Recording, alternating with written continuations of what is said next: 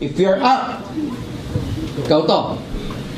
If you're down, if you feel down, go to your upline. Upline, motivate mo naman ako. Upline, nanghihina ako. Up, problema ako. Pag may problema ka, pag down ka, punta ka sa upline. Pag up ka, masaya ka, may pay-in ka, positive ka, punta ka kay downline. Grabe, downline. Grabe, kami kong pay-in ngayon. Oh. Pag excited ka, naku, grabe, may bago na naman ako recruit. Nakakita ko lang kanina sa bus. Kinausap ko, isipin mo, positive, magpipay-in bukas. Na-OPP ko lang, walang papel, basta dinagdalan ko lang. Grabe, downline. Grabe ka. So when you're down, when you're up, wag when you're good, wag mong babalik tayo, iba nalilito. When you're down, go down. Upline. Downline, alam mo, down. Hirap na. Sabi mo, downline mo, ako rin upline, ano, quit na tayo.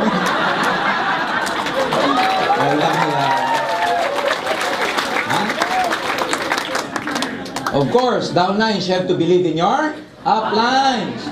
Your uplines are your roadmap to success. Be obedient. Obedience is better than understanding pag bago ka. Just obey. Now, may tatlong basis lang ako dyan to follow your uplines. Follow them wherever they go, whatever they teach you, except for these three things. Dapat ang basis nyo, moral, legal, and ethical. Pag itong tatlong to, immoral, illegal, unethical ang tinuturo, you have all the rights para hindi sila sundin. But as long as it falls, yung tinuturo nila, under these three categories, ladies and gentlemen, by all means, follow them. Love your uplines kasi ang uplines, alam mo, mahirap maging upline. Mahirap kasi, you can never please everybody. Mahirap kasi, may obligasyon ka sa mga downlines mo. Mahirap kasi, follow up mo sila. And minsan mahirap dahil, you know, yung upline, takbuhan. Pag nag-aaway mag-asawa, marriage counselor din. Pag wala ng pera, utangan. Pawn shop. Minsan, utosan. Upline, pupunta ako, reserve mo ako ng upuan, ha? So yung si upline, magre-reserve dito. Pero yung downline, kumakain sa Robinson. Yung upline ko, may reserve naman. Upline mo rito, gutom-gutom na, nagre-reserve. Ang hirap maging upline. Bago matulog sa gabi, papalo up ka. Pag gising, ikaw ang unang iniisip. Papalo up ka din. Siyempre, ang upline nyo, tao lang, nagkakamali din. Nobody's perfect. Pero alam nyo kung magiging maganda ang relationship nyo because at the end of the day, it's all a matter of relationship. Kikitain nyo pera, pero hindi nyo kikitain ang relationship. It's not how much money you make eventually when you get there. It's who you are when you get there. Kaya, i-preserve nyo. Ito lagi ko ituturo. If you have to choose between money and relationship, always choose relationship. Kung mamimili ka, upline ka. Teka, yung prospect ng downline ko, prospect ko din eh. Tapos kukunin mo sa downline mo, masisira lang ang relationship nyo, give it up. Anything na makakasira ng relationship mo, give up mo na. Kinikita ang pera pero ang relationship hindi. Kaya dapat along the way, you become a better person. So uplines and downlines should go hand in hand, nagtutulungan yan. Ikaw upline, downline, hindi obligasyon, yung upline mo, kailangan kang tulungan.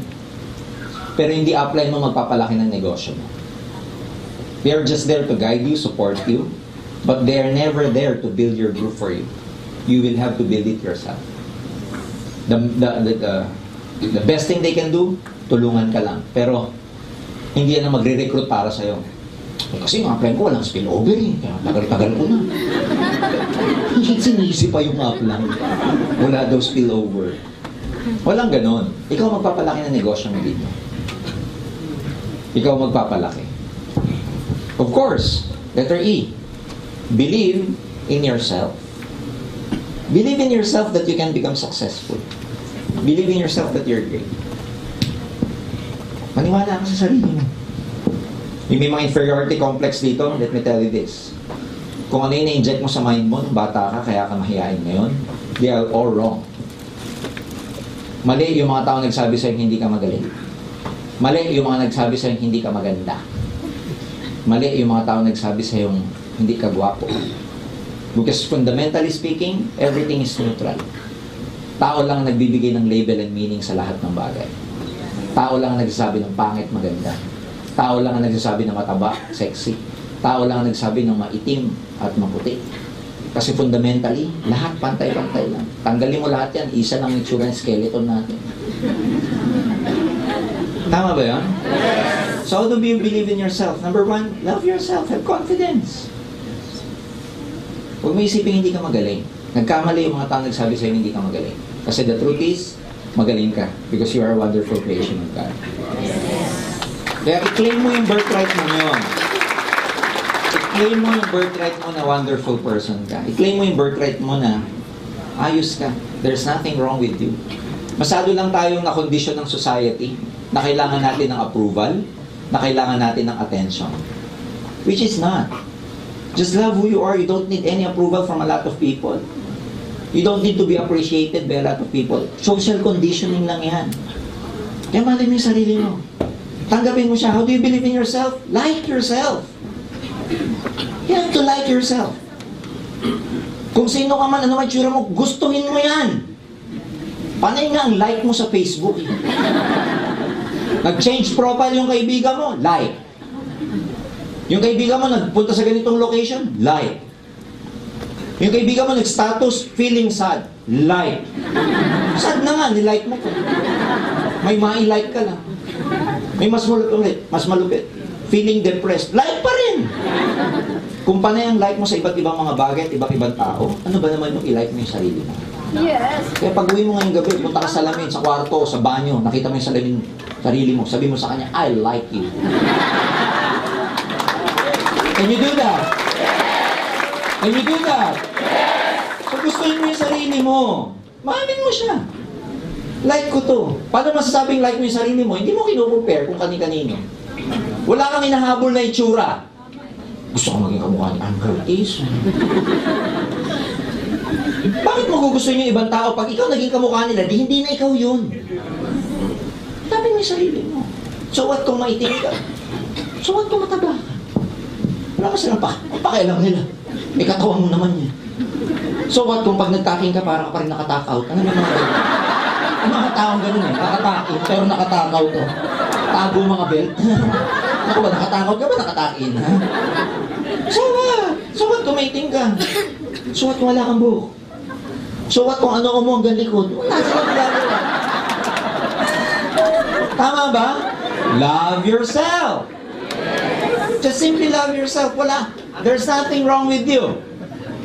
Na social condition ka lang na, you know, ang itsura kasi dapat ganito. Yung nakita mo sa commercials, sa advertisement, sa TV.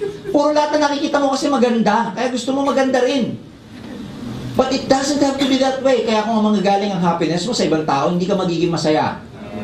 Kailangan ng happiness mo galing sa'yo. You don't need approval from a lot of people. You just need to approve yourself. So love yourself. Believe in yourself. Kaya ko to. Magaling ako. May kalalagyan ako sa AIM Global. Magiging millionaire circle din ako pagdating ng panahon. Dapat ko lagi mo iniisip. Magiging global ambassador din ako. Magiging speakers bureau din ako. Lalawak din ang network ko.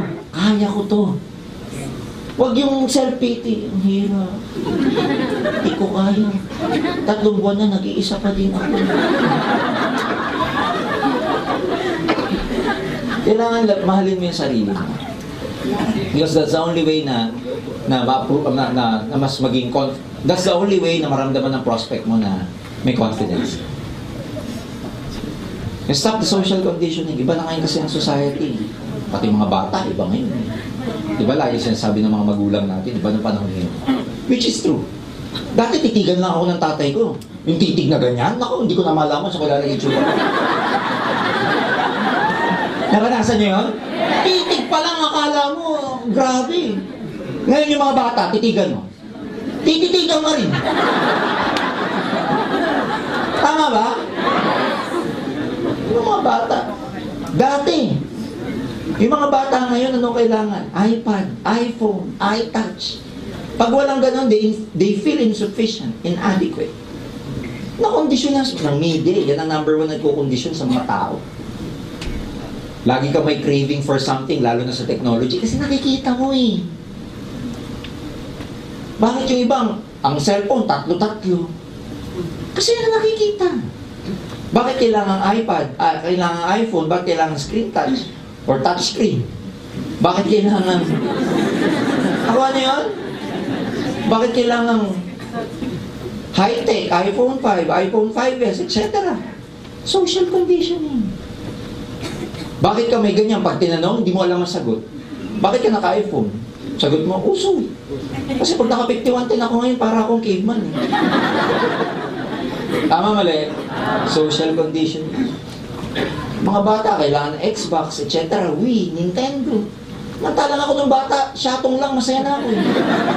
Ano yung syatong? Yes. Yung pag natatalo ka siya.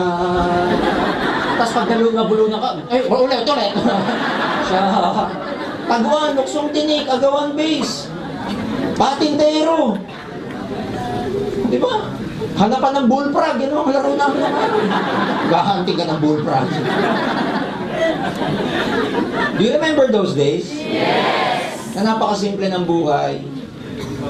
Taguan. Alam mo yung paggabi na kawawa yung ano eh, huling-huli. Kasi uwi na kayo, hindi niya alam. Umiiyak na pa uwi kasi permanenteng tago na, nag-uwi na talaga. Those were the days. Naalala niyo yung mga panahon na yun? Yes!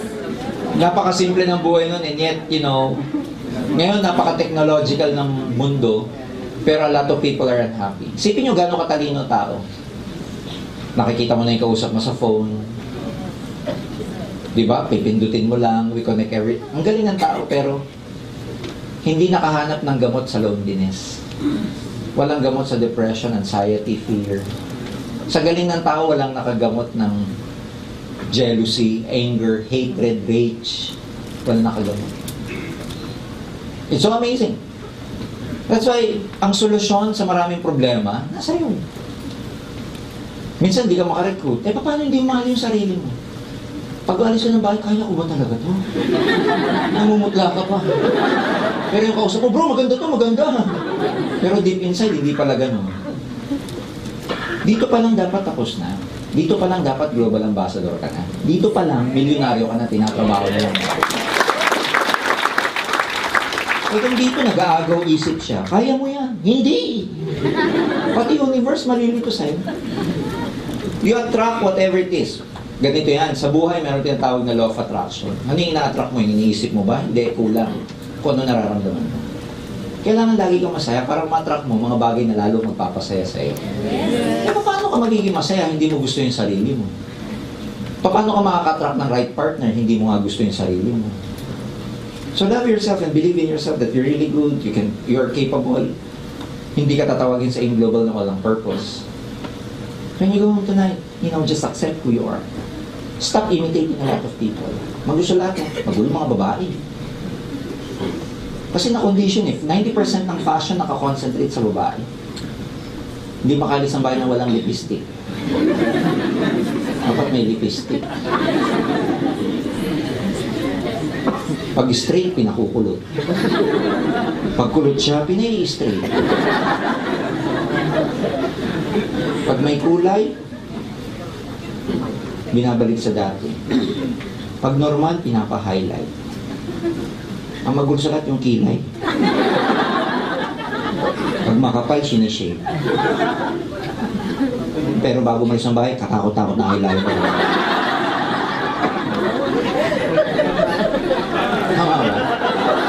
Mga lalaki, pag nag-shopping, pumunta sa isang store, sapatos, yun na yun pagbili namin, yun na yun. Upo na kami sa bench. Mga babae, may nakitang sapatos. Aabalahin yung sales lady, magpapakuha ng kung ano nung size. Sabi niya mamaya, ikot yun. Hindi niya muna bibili, iikot pa. Tapos yun din pala bibili. Pinandig lang ang sarili. Dami yung sapatos, may flat, may wedge, may open, may close. Ang dami. Kasi na-condition. Hindi ka magkaroon. Ito pinakamalupit. Kung ano yung sapatos niyo, hindi dapat ang kulay ng bag mo. Galing, no? Kasi doon ako-concentrate. So, masyado tayong na-hypnotize ng media, material, etc. That's why a lot of people are not happy anymore. And they feel inadequate pag wala silang mga ganitong bagay. Which is wrong. Kasi kahit tanggalin mo yung mga bagay niyan, walang kwenta yun. Because the truth is, uulitin ko, you are a wonderful creation to God. And that's all matters. Yun lang ang importante. I-claim mo yung birthright mo, you know, you're wonderful, and that's it. You don't need a lot of material things to, or you don't need a lot of approval from a lot of people. Can you do that? Can you love yourself? Yes! Patawarin mo rin yung sarili mo, mga pagkakamali niya. Hindi natin pinatatawag yung sarili. Pagka ikaw may nalimutan, tanga-tanga ko talaga. Pag may nagkakamali ka, you blame yourself. Pag naghiwalay kayo, boyfriend, girlfriend, you blame yourself. Forgive yourself. And forgive other people too. Be kind, because you do not know. Hindi mo naman alam ang pinagdadaanan ng maraming tao. You know, kailangan mo maging mabait sa maraming tao. You have to be kind because, again, you do not know what are those other people are undergoing through. That's why you have to be kind. You have to be forgiving. Kasi as long as hindi ka nag-forgive, yung energy mo, naka-entangle, nakadikit pa rin doon sa mga taong hindi mo forgive.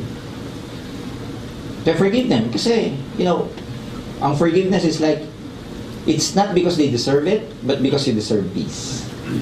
If you're unforgiving, it's like hating the other guy and wanting them to die, but you're the one drinking the poison. Umatay ka na! Ikaw umiinom ng poison. Kasi unforgiving ka. I mean, it puts a lot of strain in your body, yung stress sa body. So, yun yung tinatawag na law of the least effort. Pagka maayos ka na sa loob, pag wala ka na masyadong hate, wala ka na masyadong rage, pag na-forgive mo na yung maraming tao, madali na magkaroon ng success sa buhay. Least effort na. Ilang tao ba dito yung pag kumausap kayo, binuhos mo na lahat? Grabe, 3 oras mo kinausap. Mabubutas na yung white paper sa gigil mo. Labas na litid mo. Ginamit mo ng ting-anting virtud at agimat mo. May orasyon ka pa. Ginamit mo pa yung lucky underwear mo. Hindi pa rin nag-pay-in. Usap ka na naman ng iba. Usap na, gigil ka. Sabi na naman sa'yo, ganda sana pero wala akong pang-pay-in. Usap ka naman, gigil na naman, wala pa rin. Mantalang yung crossline mo, kumausap, sandaling-sandali lang. Bulol pa. Utal pa, global package. Yung kausap, 7 heads. Ikaw, ginalingan mo, kailangan mo ng 1.5. Ang hirap mo makapag-closing. Mantalang may ibang tao, konting usap. Bakit nakakapag-training? Ba't gano'n? And then you will tell yourself, mas magaling pa ako dun ah. Kasi it's the law of the least effort. Hindi lang minsan pagalingan. Kailangan meron kang clearing kung tawagin. Clear ka sa loob. Forgive people. Kung sino yung mga nakasakit sa inong araw, hayaan mo na. Be kind. Forgive yourself. Forgive other people. Love yourself. Kasi kahit hindi ka magaling, believe me, you attract the right people pag tamang tao ka. Can you do that? Kasi, mas madali na maging successful pag tama na yung values mo sa buhay.